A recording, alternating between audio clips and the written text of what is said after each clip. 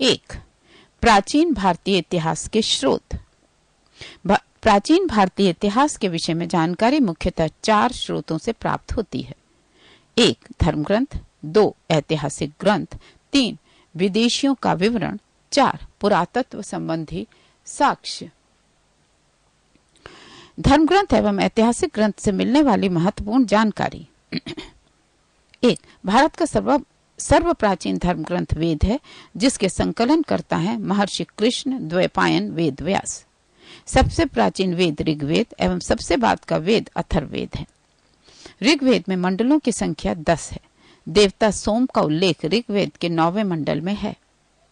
ऋग्वेद में सूक्तों एवं श्लोकों ब्रैकेट में ऋचाओं की संख्या क्रमशः 1028 एवं 10,462 है। वेद के श्लोकों को ऋचाएं कहा जाता है। चतुष्वर्ण्य समाज की कल्पना का आदि स्रोत ऋग्वेद के 10वें मंडल में वर्णित पुरुष सूक्त है। ऋग्वेद में इंद्र के लिए 250 तथा अग्नि के लिए 200 श्लोकों की रचना की गई है। वामनावतार के 3 पगों के आख्यान का प्राचीनतम स्रोत ऋग्वेद है। गद्य एवं पद्य वाला वेद है यजुर्वेद। भारतीय संगीत का जनक है सामवेद। रोग निवारण, तंत्र मंत्र, जादू टोना, शाप, वशीकरण, विवाह, प्रेम, राजकर्म, मातृभूमि आदि विविध विषयों से संबंधित वेद है अथर्ववेद। सभा एवं समिति को प्रजापति की 2 पुत्रियां कहा गया है अथर्ववेद में। भारतीय ऐतिहासिक कथाओं का सबसे अच्छा विवरण मिलता है पुराणों में। पुराणों के रचयिता माने जाते हैं लोमहर्ष एवं उनके पुत्र उग्रश्रवा। पुराणों की संख्या 18 है। सबसे प्राचीन एवं प्रामाणिक पुराण है मत्स्य पुराण। विष्णु पुराण मौर्य वंश से, वायु पुराण गुप्त वंश से तथा मत्स्य पुराण आंध्र सातवाहन वंश से संबंधित है। स्मृति ग्रंथों में सबसे प्राचीन एवं प्रामाणिक है मनुस्मृति। बुद्ध की पूर्व जन्म की कहानी वर्णित है जातक में। जैन साहित्य को कहा जाता है आगम।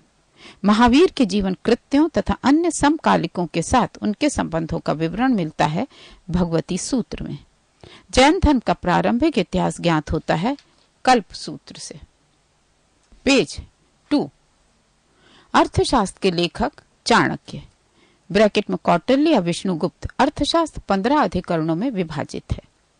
संस्कृत साहित्य में ऐतिहासिक घटनाओं को क्रमबद्ध लिखने का सर्वप्रथम प्रयास किया गया कल्हण के द्वारा। कल्हण द्वारा रचित पुस्तक है राजतरंगिणी, जिसका संबंध है कश्मीर के इतिहास से। अरबों के सिंध विजय का वृत्तांत सुरक्षित है चचनामा, लेखक अली अहमद में। अष्टाध्यायी के संस्कृत भाषा व्याकरण की प्रथम पुस्तक के लेखक हैं पाणिनि। विदेशी यात्रियों से मिलने वाली प्रमुख जानकारी। पहला, यूनानी रोमन लेखक। 1, टेसियस। यह ईरान का राजवैद्य था। भारत के संबंध में उसका विवरण आश्चर्यजनक कहानियों से परिपूर्ण होने के कारण अविश्वसनीय है। 2, हेरोडोटस। इसे इतिहास का पिता कहा जाता है। उसने अपनी पुस्तक हिस्टोरिका में 5वीं शताब्दी ईसा पूर्व के भारत फारस के संबंध में वर्णन किया है, परंतु इसका विवरण भी अनुश्रुतियों एवं अफवाहों पर आधारित है।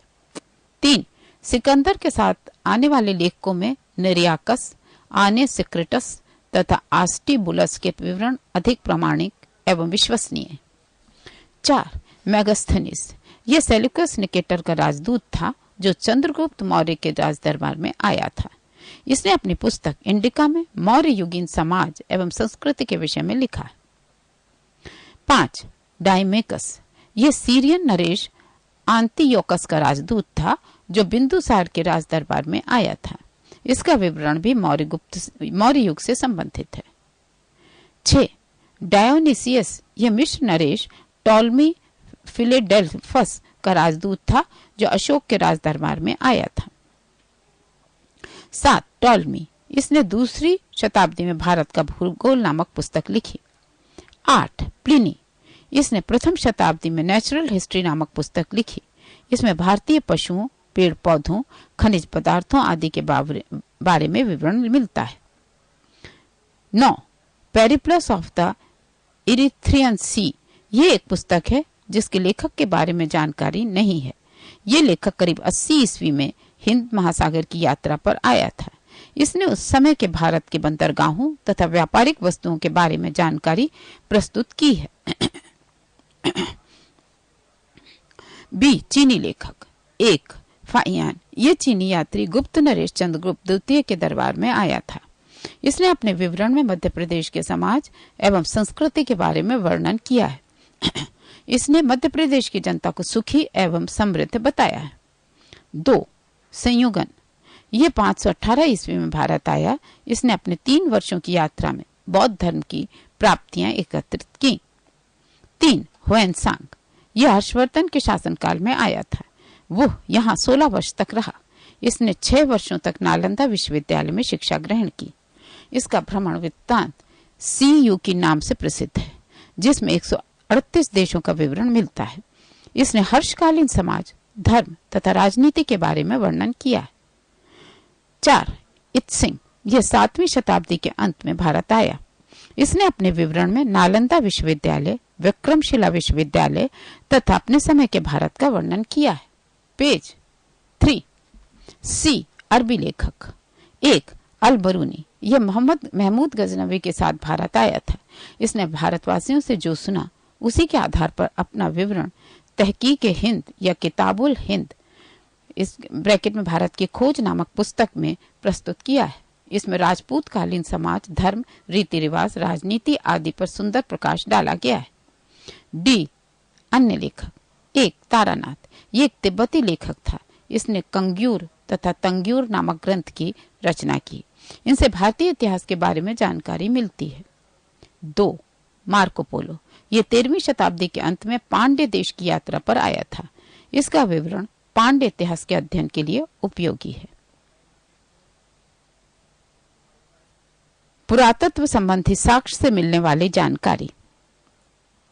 1400 ईस्वी पूर्व के अभिलेख बोगास कोई ब्रैकेट में एशिया माइनर के वैदिक देवता मित्र, वरुण, इंद्र और नासत्य अश्विनी कुमार के नाम मिलते हैं।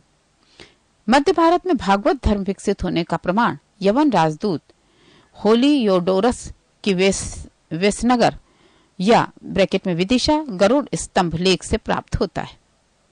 कश्मीरी नवपाषाणिक पुरास्थल बुर्ज होम से गर्तावास ब्रैकेट में गड्ढा घर का साक्ष्य मिला है। प्राचीनतम सिक्कों को आहत सिक्के कहा जाता है। इसी को साहित्य में काशार्पण कहा गया है।